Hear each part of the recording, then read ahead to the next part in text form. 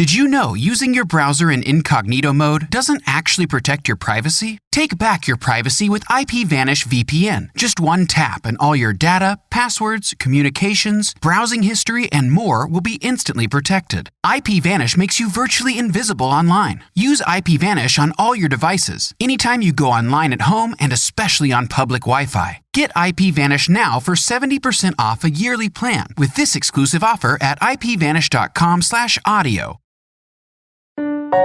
Robots Radio. Games, lore, stories, community. Just press play.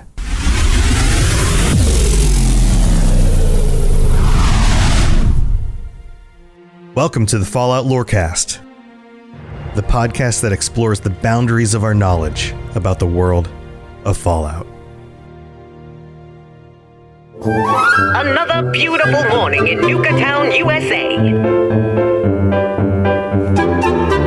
The sun is blazing in the sky and the park is bustling with activity.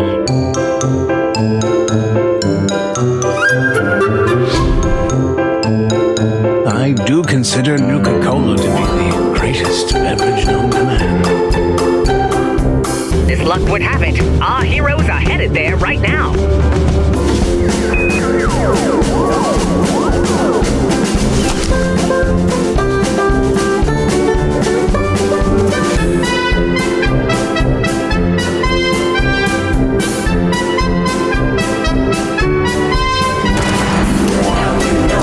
That's just as great as Nuka Cola.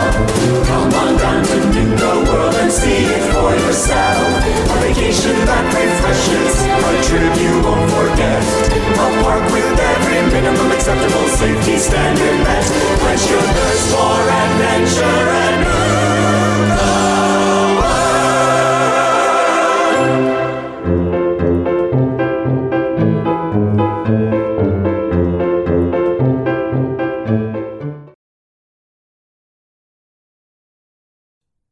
Hey, you got your Nuka World in my Fallout 76. Welcome back, everybody. This is the Fallout Lorecast, and this is your host, Tom, or Robots. And I thought today would be a great opportunity to talk about Nuka World On Tour, because as I'm recording this, the update is downloading. They're updating the servers. This is launching for everybody. And I think some of you guys are probably excited about this. I mean, who doesn't love Nuka Cola, Nuka Cola World? It's the best beverage ever created. As the new companion who shows up in that little video says, that was a little video segment from part of the marketing that went out, that if you actually were able to see it, you would see all the different things that you can win from doing the little events and things at the Nuka World On Tour. So like new skins for your power armor and your weapons. And there's a new companion who's this ghoul who seems to be one of Nuka Cola's biggest fans.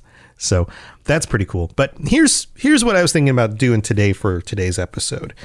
We have a situation here. It is Fallout 76, right? So it's 27, 28 years now after the bombs dropped. Every year in real time is a new year of updates in Fallout 76, which means it's another year forward in the timeline. I don't know if everybody's aware of that. So as things continue to evolve in Appalachia, they're actually doing so in sort of like a real-time setup. So in this situation, we have the events of White Springs evolving and the expeditions that came out earlier this year, going to the pit and all of that. And these things weren't things that were always there. So if you jump into the game right now, you are getting the state of the world now. And I've talked about this on the show before, but it's been a while. You're not getting the state of the world exactly 25 years after the bombs dropped when Vault 76 opens up and everybody comes out into the Appalachian area, right? Like that is now a few years ago. So time has progressed. And there are a few other things that have happened during that time. You've had the Raiders and the Foundation settlers having their little issues with each other. You've had a variety of different things. I'm not going to restate all of them right here. But what we do know is that there is a traveling band of these Nuka World on Tour carnies. They're kind of like carnies, but they're NPCs. They're humans. They're people for the most part, and they've got their robots, and they have been traveling since pre-war times and keeping this roadshow going, which is a really cool idea. And from an external perspective on this, it makes sense. It gives a viable justification for a way to bring Nuka World into Fallout 76, because Nuka World was one of a lot of people's favorite expansions for Fallout 4. It was a really cool location. It's got the wacky charm. You got creepy old Cappy. You got Bottle. I almost call him Crappy, but oh well. So here's the question I have is, what is the actual lore explanation for this? And I know that if you get in, I didn't play on the PTS. I have it downloaded. It's actually just finished downloading, and the servers aren't up yet. I do know that there is a character that you can talk with who gives you a little bit more of the background in the world. But I also have some information on that ahead of time. So there are some things that I will be able to reveal to you in this episode today, but there might be more things that we're able to discover as we dig further into what's actually going on here. So here, let's just give you a quick little overview. And this comes from a post that was on Reddit, actually, where people were talking about what is the lore behind this, what's actually going on here. And as can actually happen on occasion, you have a user who isn't just memeing garbage on Reddit. You have somebody who actually shows up and answers the question. And this laser_3, so maybe this is one of you guys out there, I don't know, gives an actual answer. And somebody mistakenly says, what's with these robots, and why are these robots out there maintaining this Nuka World on Tour thing? And they explain, these aren't robots. They're actual people running the fair with a small handful of robots to help them. They've been running the fair since before the bombs dropped, and they're still doing it. They were recently attacked by raiders and deathclaws, so they set up their next stop, Lewisburg, or rather just outside Lewisburg, to wait for their scattered people to hopefully show up. So there's more of them. The number of individual NPCs is actually pretty small in this location. We're going to get into who those people are in a second, but there's actually a larger group here, and they're trying to regroup. They may have lost some of their number to raiders and deathclaws. So tragedy strikes in the wasteland, as it usually does. They've also been considering staying put due to how dangerous traveling the country is, so they will likely be deciding to do so eventually in lore, since this isn't a seasonal event or anything like that. So this is an actual new location on the map, and it's not just something that's going to pop up on occasion like seasonal events. This is something that has been edited into the map itself, and it's probably going to stay there for, as far as we know, the future of the map. Now, the map is always evolving and changing, so maybe it expands, maybe it gets attacked again. Who knows? The storyline can continue. So they go on and say, they just arrived this year in 2104, just like how the refuge just started up. The timeline only moves forward with main quest content, so it's staying in 2104. So the next point is interesting. These are new people to this part of Appalachia. What about the plague? What about the scorched plague? Doesn't everybody need to be vaccinated? Well, yes. They go on and say the overseer did bring them the vaccine, assuming you made the Nuka vaccine. There's a terminal entry. Even changes based on which choice you made. So remember that whole quest in Fallout 76 where you got to make the vaccine and name it yourself. And of course, I don't know about you guys, but I named it My Blood's in It, which was the best choice. It goes on and says all 5 human ghoul NPCs, human/ghoul, some of them are ghouls, NPCs have journals to read, and 2 have terminals. There's also 4 robots, one of which only appears during the Tunnel of Love event. That's one of the events that happens that you can go do, and we'll talk about that stuff a little bit later. The Ultrasight Titan, this is the big baddie that they've added here. This is kind of like Earl, sort of. The Ultrasight Titan, they switched the name from Abomination. Originally, they're going to call it Abomination, is shockingly pre-war. So the lore behind this Titan goes back before the bombs dropped. This was not a mutant that was created from bombs and that stuff. It's actually has a different origin. If I had to guess, it mutated due to AMS's nukes dropped in the ash heap for mining. A new mine has opened up near Lewisburg, filled with an extreme amount of ultrasight, and the terminal inside suggests that something massive was burrowing, causing constant cave-ins. This was likely the Titan. The mine closed down sometime during 2076 and was left abandoned. Presumably, this mine filled to the brim with ultrasight is why Bish wanted the land rights to Lewisburg. And that's a whole side story thing about what's going on there. So we have a monster that has been living underground since before the bombs dropped because of the using of nukes in order to mine this area. This area is actually very interesting. It's one of those things I talked about with Dave Chaffins, I think when he was on as a guest, or we talked about on the Fallout Hub. And the whole mining thing, the whole history of exploited miners in the Appalachian areas, all of that is very interesting. And they're kind of playing on top of that again with this idea that they were using nukes in order to clear parts of the mountain, and that created this Titan thing.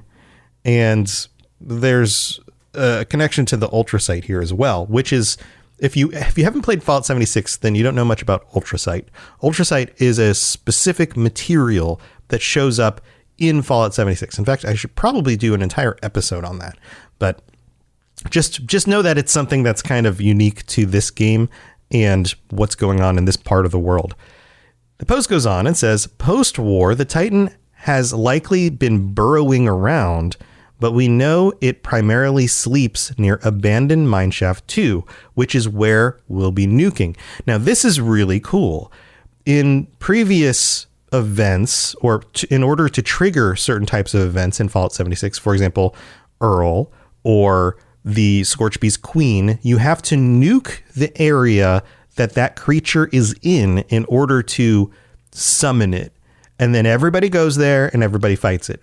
The problem with fighting in a nuked area is that there's lots of radiation. So if you're not geared up for it right in that moment, or don't have your stuff available that you can put on fairly quickly, then you might miss the event. Or you might not be able to partake in it at all because you're not high enough level yet, or something like that. But these big events can draw lots and lots of people. So even if you're a smaller level person, you can still show up and do them. You might get killed a few times, but you respawn and you can keep doing it. It's really not an issue. In this event, you nuke Mineshaft 2, but the monster, the Ultrasight Titan, actually spawns in a different location. So you don't have to worry about being in that area. Also, something to note here, you don't nuke Nuka World on Tour. You don't nuke the little tents and the places outside and all the NPCs. I'm sure some people will do this either accidentally or on purpose, but this is not something that you need to do in this case. So Mineshaft 2, and then you'll see where the Titan spawns and you go there. It goes on, it says, a journal of a former Blood Eagle turned miner informs us. So you find a dead Blood Eagle is what happens here. Informs us that the Titan outright grows ultrasight crystals by its very presence. Not that he lived long enough to realize the mining Blood Eagle, not the Titan. And that these crystals cannot be damaged with any sort of projectile. They must be hit with a melee attack to shatter them. This is one of the mechanics of the fight. There are crystals that are in specific locations, and just know that you can't shoot them from a distance. You actually have to have some sort of melee weapon equipped, or something that you can do damage with up close, and then you have to hit them. And then we get a description as to why this Blood Eagle is no longer alive. While he was mining in the now inaccessible underground portion of the shaft, he accidentally struck the Titan, causing it to chase him to the surface and destroy both him and the caravan he was planning to sell the ultrasite to. Another note mentions the arms are supposedly a weak point. So something to know about the boss fight. Final paragraph in this wonderful post, again, from... thank you so much, Laser3, for putting this all together in one place, because it's been very useful to me here. Once nuked, the Titan will emerge at the Nuka Launcher roller coaster, where it's been bothering the main mechanic of the fair and preventing him from working. So that's the location you go to. We head to the shaft to confirm he's not going crazy and to grab some parts for him. Notably, you aren't directly told to nuke the mine. You have to figure that out yourself with a burst of ash, triggering rain that disperses the effects of a nuke zone if there's one in the way. So there is a way to clear the effects of the nuke zone if there does happen to be one in that area, which is another. So they've been adding all of these like quality of life features to 76, which is cool. It makes this stuff work better. Worse, as the Titan pops up, ultrasite crystals burst from the ground that must be destroyed to damage the Titan. Those are the ones you have to punch or hit, right? Alongside ultramites, seemingly younger versions of the Titan that tend to explode into brief bursts of poison, and mole miners wielding ultrasite laser rifles. According to a dev, they do in fact worship the Titan. These can also be found at the abandoned mine shaft. This is awesome. So, okay, so we have the ultrasite Titan. Then we have these like Titan babies. They're called, what were they called? Ultramites. Ultramite little Titan babies that pop, and they're all running around. And then you've got the mole miners, which are creepy on their own, but it makes sense. They burrow under the ground. They would worship this giant creature. So we've got, in typical Fallout fashion, the worshiping of something absolutely terrible and powerful, whether it's the bomb or the atom or this gigantic Titan creature. Very cool. I can't wait to try this out. Again, I haven't done this on the PTS. I'm not a big PTS player. I usually wait for these things to launch before I go and do them. So I'm going to be trying this out soon, hopefully. So that's the background for what's actually happening here and what's going on at the location, along with a little bit about the Nuka World On Tour group and the individuals. After the break, I got to go thank our patrons. After the break, we're going to get through the list of all the different NPCs and the people that you're going to meet at this location and some of the other details. And hopefully this will be something that continues to evolve. Who knows? Maybe we'll get some other people showing back up that were from this lost party. I guess we're just going to have to see.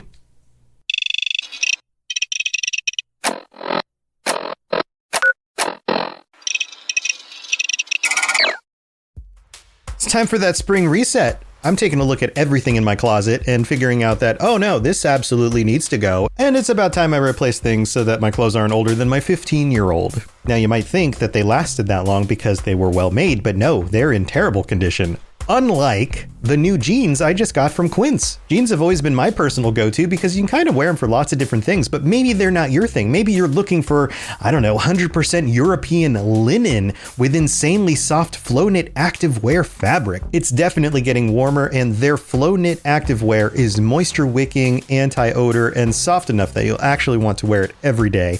So pick out what you want. You can't go wrong because they have prices 50 to 60% less than similar brands. And like I said before, they are high quality. I continue to wear their clothes all the time, and I know that these new jeans are going to last me a lot better than the other things in my wardrobe. And on top of it, they look great. They're so comfortable, and I spent just as much on the jeans that I am now cleaning out of my wardrobe. So if you're looking for something better, just all around better, go check out Quince. So go do it right now. Refresh your wardrobe with Quince. Go to quince.com/falloutlore for free shipping and 365-day returns. Now available in Canada too. Go to quince.com/falloutlore for free shipping and 365-day returns. Quince.com/falloutlore.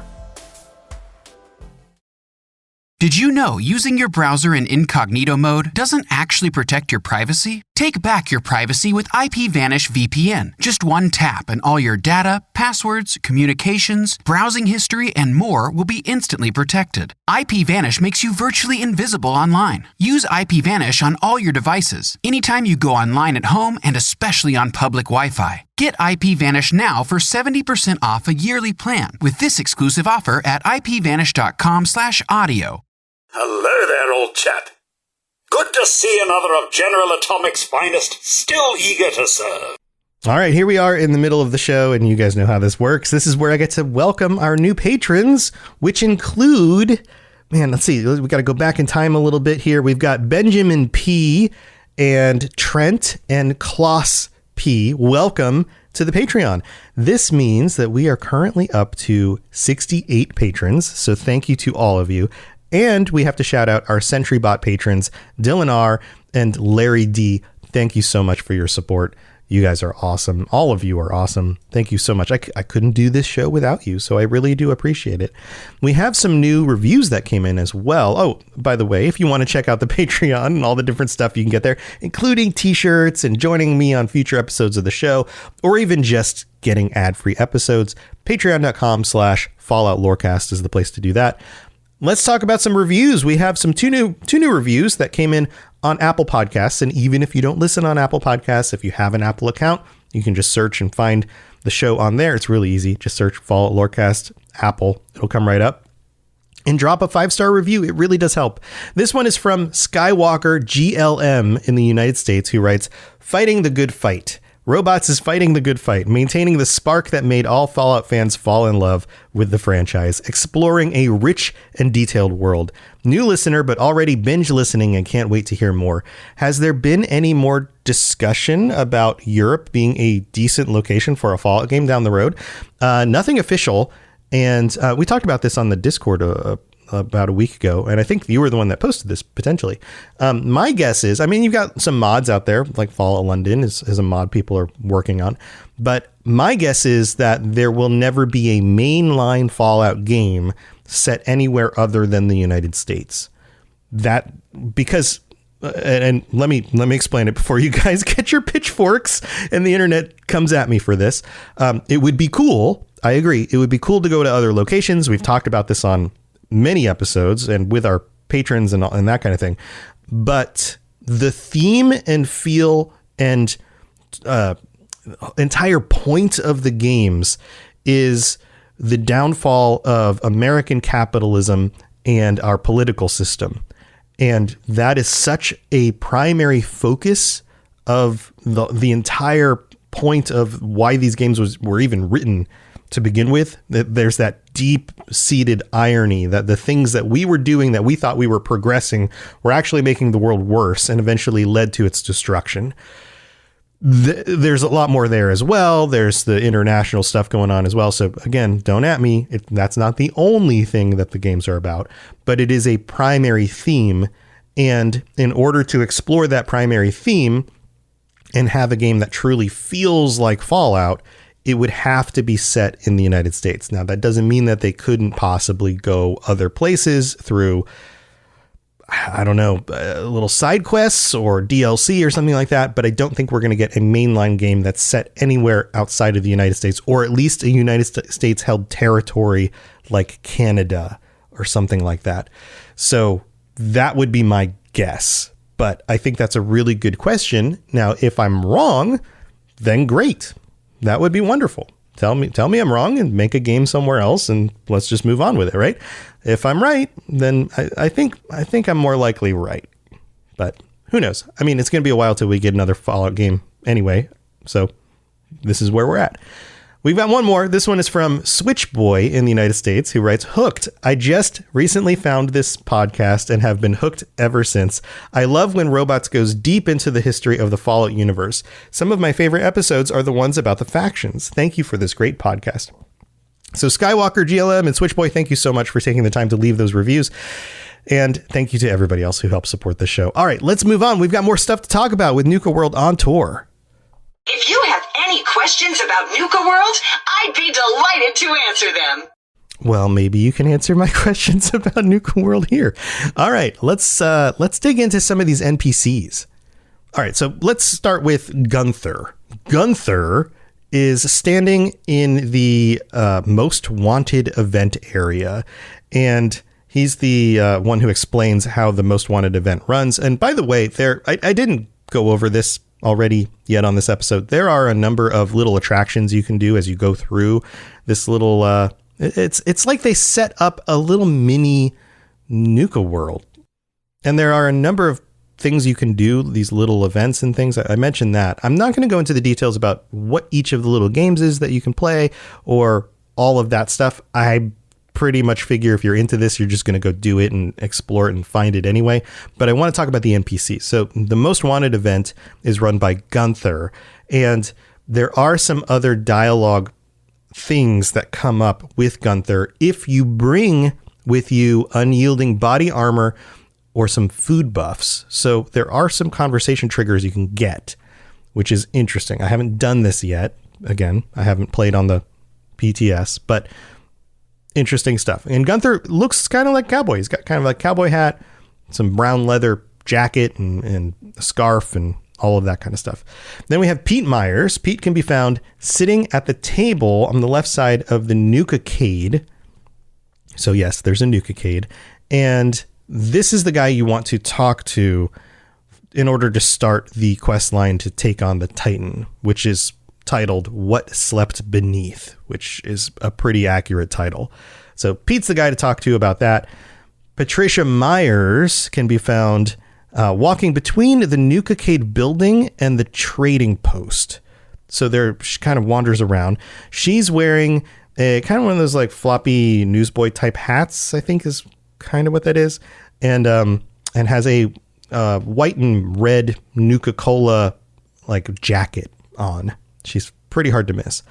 And she has some specific options that talk about a little bit more of the background for Nuka World on Tour, some of the stuff that I've talked about already. Then we have Bruno the Strong Bot, right there. So there's NPCs, humans, but then there's also bots.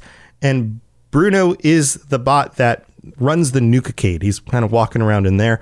And in there, you have all these, of course, these wonderful games like little shooting galleries, which is one of the things you can do, like a whack-a-mole, one of the strongman or two of the strongman things with like Cappy at the top, where you have to hit the bell at the bottom or the pad at the bottom and it shoots the thing up you know what I'm talking about.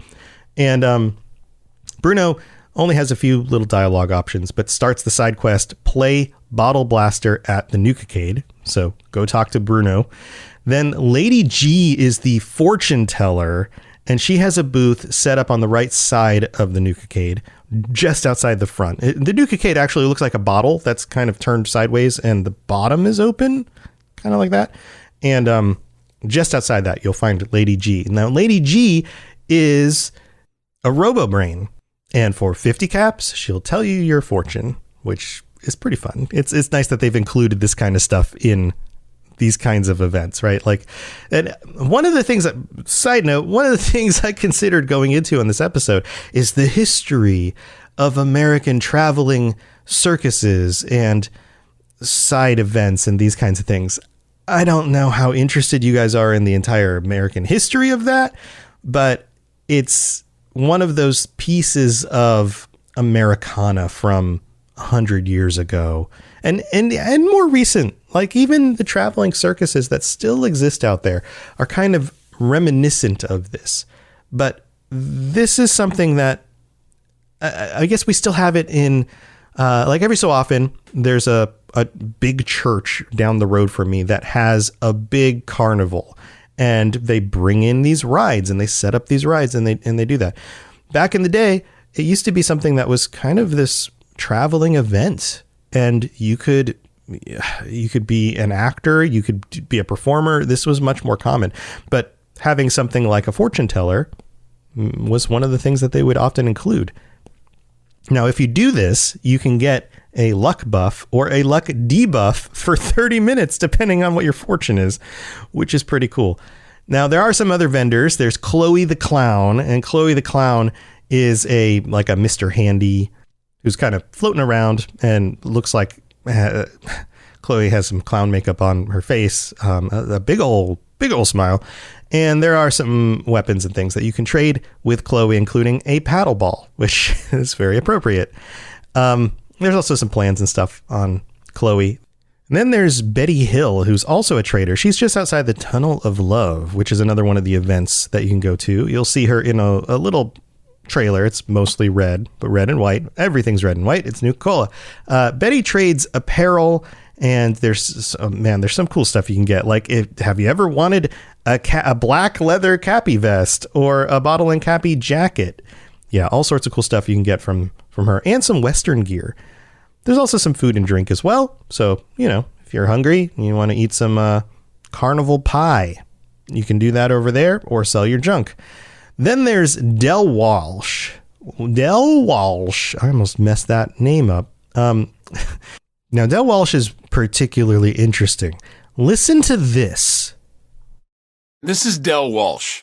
I'm a paramedic at Nuka World's Infirmary Center, and this report is dated July 14th, 2077. Now, I'd like to officially go on record to express my dismay at the current safety conditions of some of Nuka World's rides. I've just completed treating a patient who suffered multiple cuts and bruises after riding Mad Mulligan's minecart ride. Now, in the last year alone, I've treated 7 broken bones, 9 major lacerations, 78 muscle injuries, and 166 minor lacerations, all due to ride malfunctions. And this does not include the 2 fatalities that have occurred, both of which have been in the last 6 months. Listen, I understand that Project Cobalt has diverted some of our park's maintenance and security personnel and how important it is to the war effort. But we can't ignore the fact that safety has fallen off the radar at Nuka World, and something must be done about it immediately. Since my supervisors have chosen to ignore my concerns, I'll be forwarding this recording to Mr. Brad Burton's office personally. Yeah. So, okay. Did you catch that? Now, there's a lot of detail in there. I wanted to play the whole thing so that you got the context of the whole thing. This is a holotape from Fallout 4 from events in 2077. Del Walsh shows up in Fallout 4 in a holotape from 2077 where he was complaining about the safety standards, the minimum viable safety standards, or whatever they're called, in Nuka World. That same Del Walsh, 20-some years later, 28, 29 years later, whatever the math is on that. 27 years later. Anyway, I'm bad at math. That same Del Walsh shows up right here in the paramedic tent. And this is where you can buy aid stuff like drugs and stim packs and medics and all of that stuff. What? This guy, this is a direct connection to Fallout 4. So yeah, same guy. Very cool. Now, there's one other character who I mentioned before. You get a camp ally named Leo Petrov. He was the guy who said, his voice shows up in the little jingle at the beginning about Nuka-Cola being the best beverage ever created or something like that. So he's part of this scoreboard, the season 11 Nuka themed scoreboard. So you have to get to him off the scoreboard. Then you have to purchase his desk plan or whatever from Samuel. I said Samuel, didn't I? Samuel or Mortimer for gold bullion. And then you can get him hanging out. And he's a very nice looking ghoul of a man. He's balding, but he has hair on the sides of his head. So he's still got the curtains there and he's got some glasses on. He looks like a very nice middle-aged guy. So that's Leo. And like any of these other locations or events that shows up, there's a lot of stuff you can unlock. I haven't gone through the list of all the Nuka World themed items and things for your camp and clothing and all of that stuff. I've mentioned little bits here and there, but there's a ton, and it would take an hour to get through everything. If you're interested in learning more about this stuff, of course, you can jump into the game if you have the game. A lot of these details were actually consolidated on the website, theduchessflame.com. Thank you, theduchessflame.com, for putting this out there for us. This has been very useful, and I recommend going and visiting that website, going and checking out what the Duchess is doing. So page I stumbled on when I was doing research for this, so go check that out. And I've got one last thing. As part of the big old marketing push for this, did I just say big old marketing push? Who am I even, guys? Who am I? We have a radio play. Radio play part 1, Nuka World from Fallout 76. And this is an audio radio play. There's a little bit of a video element that just kind of shows up and loops on this video. This shows up on the Bethesda.net site, and this is part of the article that they put out. But I figured most of you probably haven't spent the time to listen to it. It's not the most engaging or exciting thing you'll ever listen to, but it's cute and it's got some really good voice acting in it. So I thought I would put it here at the end of the episode. If you get bored, feel free to just side off, move on to the next podcast or whatever. But I thought it would be fun to include this here at the end so that you would at least get the opportunity to listen through it. It seems like there's going to be multiple parts. Who knows where they're going with this? But here, give it a listen. What if there was a place with all the soup of Nuka-Cola? Another beautiful morning in Nuka Town, USA. The sun is blazing in the sky and the park is bustling with activity. It appears some of the staff are gathered in the amphitheater, and as luck would have it, our heroes are headed there right now. Let's see what's occurring.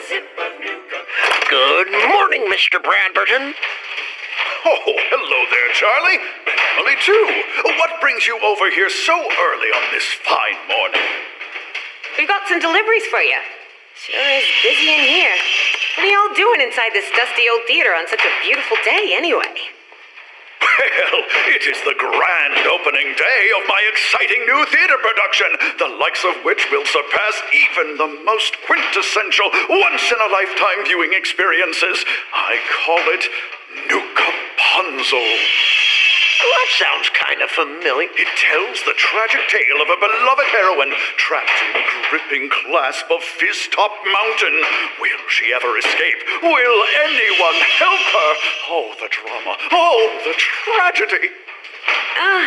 Sounds great. But we better be off, Mr. Bradberton. Good luck with the play.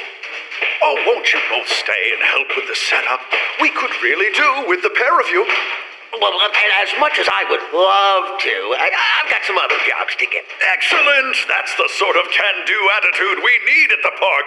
Emily, would you mind helping out the tech team? They could do with your engineering knowledge. The painting team could do with your guidance too, Charlie. There's lots of work to get done before the stage is set. Let's get to it! Chop, chop!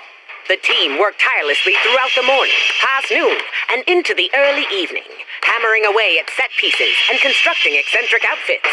As the clock struck 6 p.m., the stage was set and the guests began to take their seats. But behind the curtain, Mr. Bradberton was growing ever more anxious. Where on earth are my lead actors? I told them to arrive precisely at 5 p.m., but, well, they aren't here. Oh, whatever shall we do? Nuka Punzel, it's doomed! We can help out, Mr. Bradberton, sir. Oh, Charlie? I don't know about this. Oh, it will be all right, Emily. I promise. Okay, fine. But I'm playing the hero. Get in the dress, Charlie. The pair got into their outfits, Charlie rather unwillingly, and nervously made their way onto the stage. The start of the play went without a hitch. The pair gasped, laughed, and cried in all the right places, remembering all of the lines from Mr. Bradberton's incessant bragging about how greatly written they were. But as the curtains opened on the final scene, suddenly the light snapped off, and dark, evil laughter was heard. Oh, geez, this isn't meant to happen. Ooh, went the crowd. From the corner of his eye, Charlie spotted a shadowy figure crossing the stage. Stop right there, you brute! Get him, Charlie! I'll sort the lights!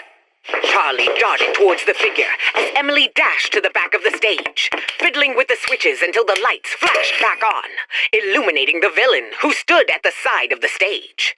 It was none other than the Vimvader himself. Damn you losers, ruining all my fun! You may have saved the play, but I'll get you next time! Ah! And with that, the Vimvader flew out of the emergency exit door, leaving Charlie and Emily alone on the stage. The room was silent for a few minutes, before the guests started slowly clapping. Louder and louder it became, until their cheers were bouncing off the theater walls and almost raising the roof. Encore! Encore! Oh, it was beautiful! Our heroes quickly bowed and left the stage, hearts racing from the thrill of the performance. But as soon as they appeared backstage... Charlie, Emily, thank goodness you're both all right. No surprise that nasty Vim-vader was behind the power cut.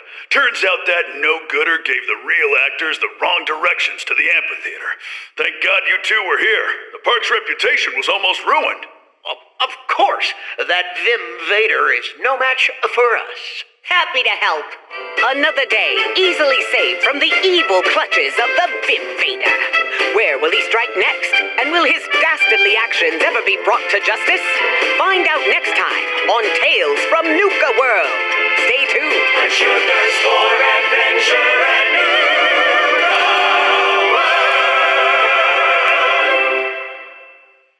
All right. Thanks for tuning in, everybody. I will see you next week. Same bat time, same bat channel. Stay safe in the wasteland. Bye, guys. To plug into everything else we're doing, check out robotsradio.net. Reach out to me on Twitter at robots_radio. Check out the Robots Radio Rocket Club, where you can join me and a bunch of our other creators creating your podcast, starting a new podcast, or helping your current podcast grow. There's more information about that on robotsradio.net as well. And you can always talk with us and the entire community, over 2,000 people on the Robots Radio Discord. Come join us. We'd love to chat with you. See you guys next time.